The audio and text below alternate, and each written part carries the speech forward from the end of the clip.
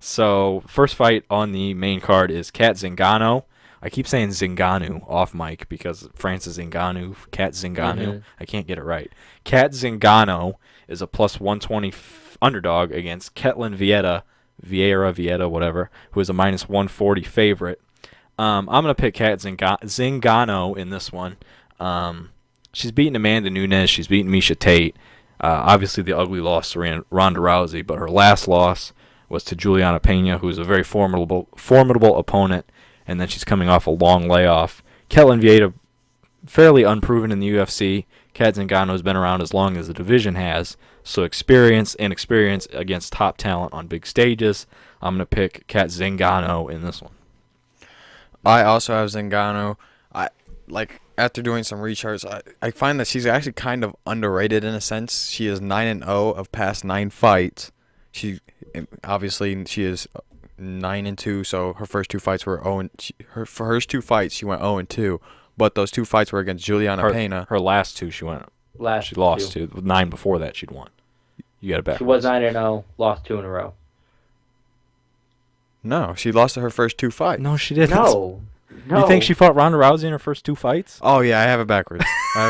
You were tripping. I have it backwards. But she lost. Yeah, she lost to Juliana Pena and Rousey, which was at her peak essentially. So those are 2 decent losses. But I don't feel like you should sleep on her. And then I just got Zingano. I also have Zingano. The Ronda Rousey thing, she went in with the dumbest possible strategy. Yeah, that was rough. Because someone that is known about flipping people on their heads and doing crazy stuff, it's like, you know what? I'm going to just run at her and see what happens. It was one of the most wild exchange. It was like 15 seconds, right? Yeah, something like that. That was a but wild I mean, night. in general, I would say she's very composed. She's pretty big for 135, it seems. Mm-hmm.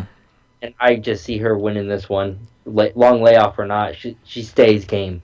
I was debating it. I think it's a very close fight, but I just think experience probably really pushes her over the edge. I think I lean on experience too much. That's probably why I stink at picks.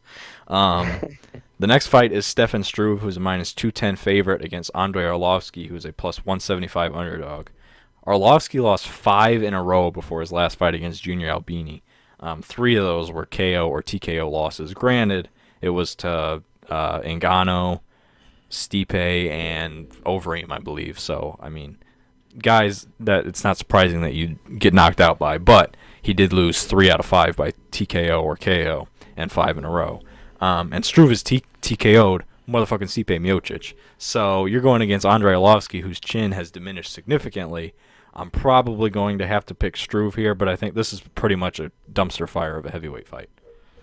I remember it was like a couple years ago. Arlovsky went on a little title run, and I remember the Travis Brown and Arlovsky fight. That was a really fun fight. So wild. Yeah, after Loved the it. Travis Brown fight, I think he got another win there. And if he would have won his next fight, he was probably getting a title shot. Andrei Arlovsky. Yeah, he was on a little title run at an older age.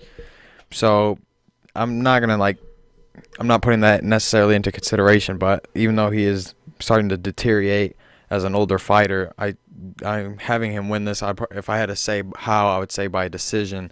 And I also want to say that I'm not a big Struve guy, so that may also have some influence. I would agree that if Arlovsky wins this fight, it'll probably be a decision, just like he did against Albini in his last fight. Diaper man. Arlovsky is also coming off a win rather than a loss. Yeah. I don't want to make it seem like he's been really bad as of late, too. Right. He didn't look good against Junior Albini. It was a close, yeah. I mean, he did. I thought it was clear that he did win that fight. Yeah, but I mean, it's not like either one of them looked good. Yeah, but I mean, Junior Albini to Stefan Struve is really a big step up in competition either. I mean, there's a big step up in like punching the dude in the head. Stephen Struve's like 7 feet tall, literally. Yeah, 7'2", right? Something like that. He's a tall dude. Mm-hmm. I have Stephen Struve in this one. I think he's just gonna be too big, and he's, I mean, he knocked out Stipe, so obviously he has some real skill to him, and I see him probably knocking out a very chinless Andrei Arlovsky. Struve is like really, really boring to me. I don't know. Yeah, what he's it just is. like a very meh guy. Like, And also him being unordinarily tall is pretty. it's weird. crazy that that dude TKO'd Stipe Miocic. Yeah. It's so wild to think about.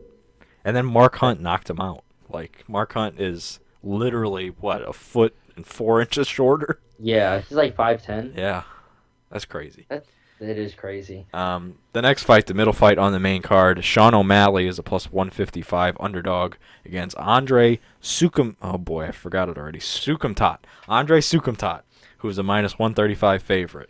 O'Malley's only 23 years old. His only, I don't know whether you want to classify these as UFC fights or not. His only 2 UFC fights are on Dana White's Tuesday Night Contender Series, which they need to come up with a better name for because that's a mouthful to say. And he fought on the Tough 26 finale, I believe. He won both of those. He's undefeated in his career. Soukhomthath's only UFC win is against Luke Saunders. He's 1-2 in the UFC. I'm gonna go with O'Malley here. I think he just has a brighter future. The UFC probably wants him to win, although Soukhomthath not exactly a wily veteran either. I just think O'Malley's probably the better overall fighter and the guy the UFC would like to see advance in his career. So I'm gonna pick Sean O'Malley in this one. This is like the first week that we don't all have the same in a row for a while, but I have Andrei. I believe these are both stand-up fighters, so I expect the fight to be on the feet. And I'm gonna make another prediction, and I have Andrei by KO or decision, but leaning towards the KO. For one, I'm just surprised this made the cut for the main card. Not Mackenzie Dern's UFC debut. But I think they want McCurn. Oh my God! I think they want Mackenzie Dern on free TV, and that's probably why.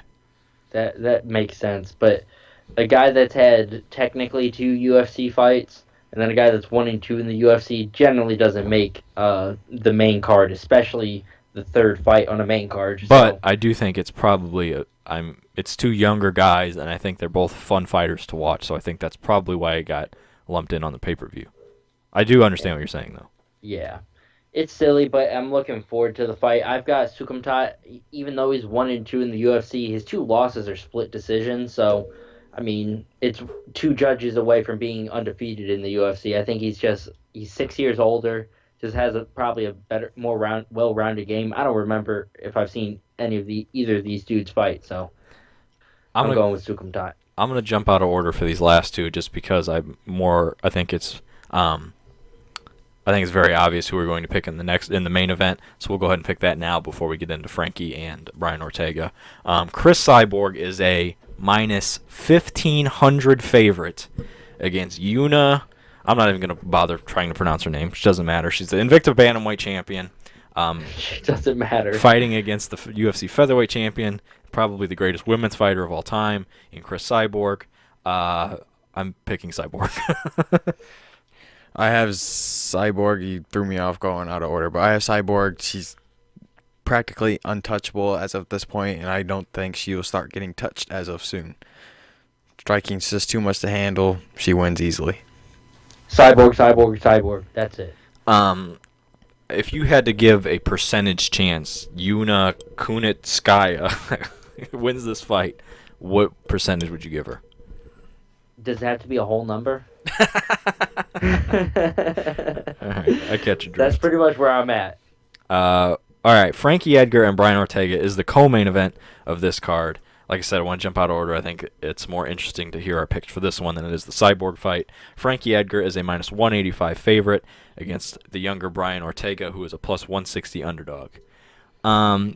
These are both weird fighters. Both are funky guys to watch. Neither are a traditional fighter in a lot of senses.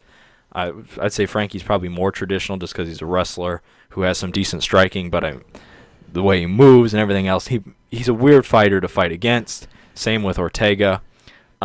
Frankie's losses in the UFC, he's got 2 to Benson Henderson, 2 to Jose Aldo, and a loss, a draw, and a win against Gray Maynard. Those are his only UFC losses and draws or whatever.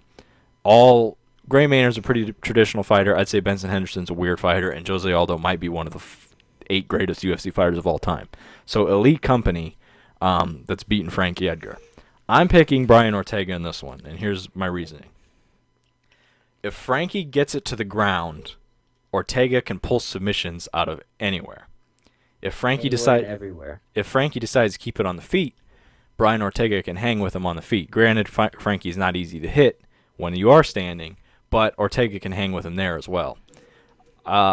if you ask me who I think the better fighter overall is, I'd probably pick Frankie.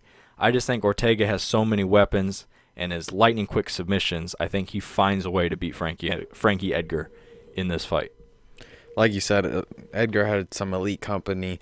Like it almost sucks for him because he was just in a sense of the wrong division at the wrong time. Otherwise, he would, in a sense, be a champion. Yeah. He's like I said this before, but he's like a second tier of the division. Like anybody below him doesn't touch him, but he couldn't touch Aldo. But I thought you were about to say something. Well, I was just gonna say if Jose Aldo didn't exist, Frankie Edgar might still be the featherweight champion right now. Is that crazy to say? I couldn't disagree. I don't think that's crazy. I couldn't disagree. But back to what I was saying, Edgar has also never been finished, so I'm a go with past history here, and I don't think Ortega's going to submit him. Ortega has 7 of his 13 wins by submission, so like I just said, I don't think he's going to start finishing Edgar right now. And also, I don't want to forget that Frankie is a great wrestler and a jiu-jitsu black belt, so I think Edgar can keep the fight where he wants and wins. I also have Frankie Edgar here, and it is a super weird fight in the sense that, yeah, Frankie has great takedowns, but Ortega's probably got some of the best jiu-jitsu in the division, if not some of the best in the UFC, the way he can pull out subs from literally anywhere. Mm-hmm. And he has some hands. I think Frankie's are definitely better. Frankie's just a lot better on the feet, I think, especially at this point in Ortega's younger career. I think it's just too much for T-City at this point. I like them both a lot. I just think Ortega's going to falter here. He's not quite ready for Frankie. And Frankie, I mean, Frankie's fight IQ is also just through the roof. Yeah. So I think he's just going to figure out what his best strategy is, which will probably be to stand and try to take a late takedown. And he'll win a decision, if I had to guess. I do think it's a very close fight and it's very intriguing. I definitely don't want to make it sound like I can for sure say that Brian Ortega is going to win.